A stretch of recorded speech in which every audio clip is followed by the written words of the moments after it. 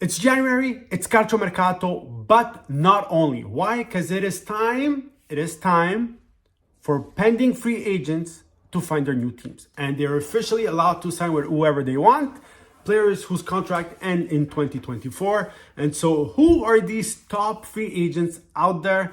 Guys, there are a lot of nice players, a lot of players that Italian teams can only dream about, especially without il decreto crescita.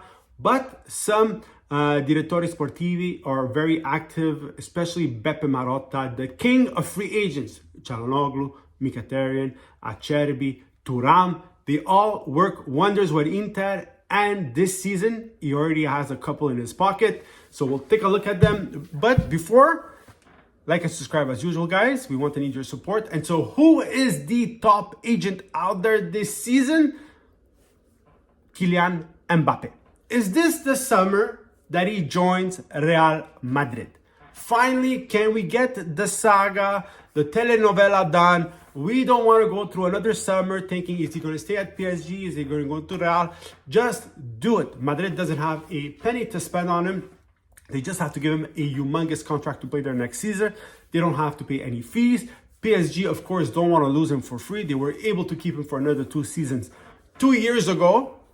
But this time, guys, I think it's time that he moves on. We'll see if Madrid can sign him up. Of course, he's the big objective. Speaking of Madrid, they have 2 legendary players becoming free agents, Luka Modric and Toni Kroos, who would fit perfectly with any Italian team.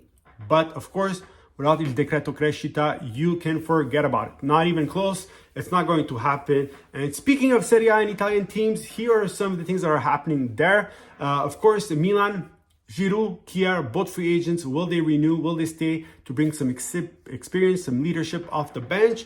We'll see what Milan decides to do. In the meantime, Makanda, Furlani apparently already have an agreement with Miranda from Real Betis. Will it hold up? We'll see. We never know. Things can change till June. But apparently that's their first free agent. They're also looking at Kelly from Bournemouth, another center back. So we'll see what happens there. Of course, last year, Thuram ended up going to Inter. Big loss for Milan. So let's hope that the objectives they have this season can actually sign for them can they sign for them now so they have them for next year. We talked about Inter. Inter, guys, already have agreements with Zielinski from Napoli, a great centrocampista that can do a bit of everything. He will be a big loss for Napoli. But Beppe Marotta also has an agreement with Taremi from Porto. A class striker, guys. And with Lautaro Martinez and Thuram, what a trio they can form. What a trio they can form. The 3 best strikers in Serie A, hands down, as package if you want, not individually, as package if they're all together. I don't think anybody would have a better trio out there. So incredible if the deals hold up, if they sign, they put the ink on paper. Guys, incredible signings. Incredible signings for Beppe Marotta. He's also trying to bring in Giallo for the defense. So we'll see what happens there. For the Roman teams, guys, Felipe Anderson linked to Juventus. What will happen there? We'll see. He doesn't want to stay with Lazio. Lazio also dealing with the Kamada problem. Kamada, who signed as a free agent last summer, 1-year deal plus a year option.